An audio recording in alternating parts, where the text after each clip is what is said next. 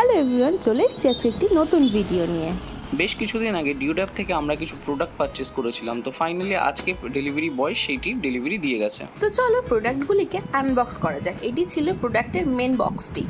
এই প্রোডাক্টটির প্যাকেজিং হচ্ছে ডিসেন্ট। এটি আমার ফার্স্ট টাইম ছিল, আমি ডিউড অ্যাপ থেকে অর্ডার করেছিলাম। তো চলো খুব তাড়াতাড়ি আমরা এটিকে আনবক্স করে দেখি যে ভিতরের প্রোডাক্টগুলি কী অবস্থাতে আছে। ডিউড অ্যাপ থেকে এই প্রোডাক্টগুলো আমরা পারচেস করেছিলাম ডিউড অ্যাপের প্রোডাক্টের কোয়ালিটি দেখার জন্য। চলো দেখা যাক ডিউড অ্যাপের প্রোডাক্টের কোয়ালিটিগুলো কেমন হয়। তো ফাইনালি বক্সটিকে ওপেন করলাম। বক্সটির মধ্যে প্রোডাক্টগুলি এইভাবে সাজানো আছে। চলো দেখা যাক প্রোডাক্টগুলির কোয়ালিটি কেমন হবে। প্রথমেই ছিল স্টেনলেস স্টিল ডিপ ফ্রাইটি। এটি অর্ডার করেছিলাম। এটি আমরা যেভাবে ভেবেছিলাম তার থেকে একটু বড়ই এসেছে। এর কোয়ালিটি মোটামুটি ছিল। এরপরে ছিল অয়েল ডিসপেন্সার এবং 2টি গ্যাস বার্নার। এরপরে ছিল একটি টেবিল এলইডি মুন ল্যাম্প এবং একটি এলইডি মাউস।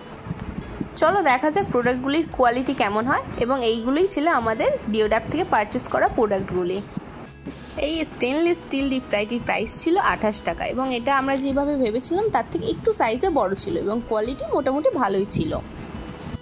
আমাদের নেক্সট প্রোডাক্টটি হচ্ছে অয়েল ডিসপেন্সার। এটি 40 টাকা পড়েছে ডিউড অ্যাপ থেকে। এর কোয়ালিটি খুব একটি ভালো নয়, এটা একদম পাতলা প্লাস্টিক দিয়ে তৈরি। তো এটির যে বটল মুখটি ছিল ওটির কোয়ালিটি মোটামুটি, কিন্তু বটলের কোয়ালিটি ভীষণ বাজে ছিল। কিন্তু 40 টাকা অনুযায়ী এটি ঠিকঠাক।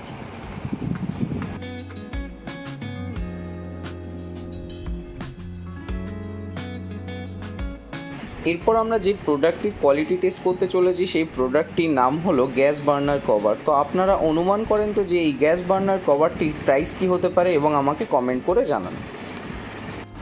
এই গ্যাস বার্নার কভারটি বেশ ভালোই এসেছিলো। আমার এর কোয়ালিটিটা বেশ ভালোই লেগেছে। আপনারা চাইলে গ্যাস বার্নার কভারটি আপনারা পারচেস করতে পারেন। এটা অনেকটা গ্যাস সেভও করে। আমি ভাবছিলাম এই গ্যাস বার্নার কভারগুলি হয়তো কোয়ালিটি খুব একটি ভালো হবে না, কিন্তু না, দেখলাম কোয়ালিটি ভালো এবং এগুলি বিভিন্নভাবে আমি টেস্ট করে দেখলাম যে না, এগুলো সলিড মেটালের আছে, যার জন্য এটি বেশ ভালো লেগেছে আমার।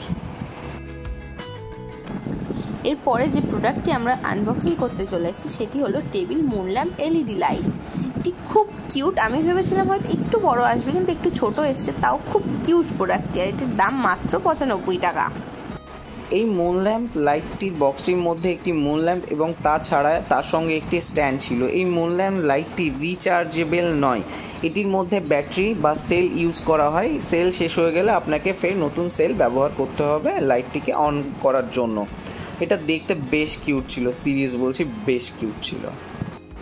আমি আপনাদেরকে ভিডিওটি শেষে দেখাবো যে এটি অন করার পরে দেখতে কেমন লাগছিল।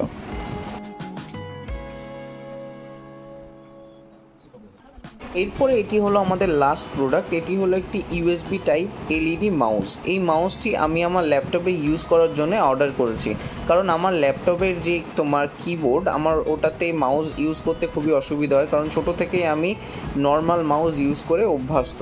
তার জন্য আমি এই ইউএসবি টাইপ এলইডি মাউসটি অর্ডার করেছি। এটি ছিল গ্যাস বার্নার কভার। গ্যাসের উপরে লাগানোর পর গ্যাসটিকে দেখতে বেশ সুন্দর লাগছিল। তো এরপরে ফাইনালি আপনাদেরকে আমি দেখাবো মুন লাইট ল্যাম্প। দেখতে কেমন লাগছিল আপনারাই আমাকে কমেন্ট করে জানাবেন। এটির 2টি কালার অ্যাভেলেবেল ছিল, একটি হোয়াইট কালার ছিল আর একটি গোল্ডেন কালার ছিল। তো আমি হোয়াইটটি অর্ডার করেছিলাম। তো এরপরে আমি আপনাদেরকে দেখাবো যে ইউএসবি এলইডি মাউসটি দেখতে কেমন লাগছিল। আমার সবচেয়ে বেশি যদি কোনো কিছু পছন্দ হয়ে থাকে তার মধ্যে তোমার ইউএসবি এলইডি মাউসটি ছিল। এটি ভীষণ স্মুথ কাজ করছিল, আমার খুব পছন্দ হয়েছে। আজকের এই ভিডিওটি যদি আপনাদের ভালো লেগে থাকে তাহলে অবশ্যই আমাদের চ্যানেলকে সাবস্ক্রাইব করবেন, লাইক, কমেন্ট অ্যান্ড শেয়ার করবেন।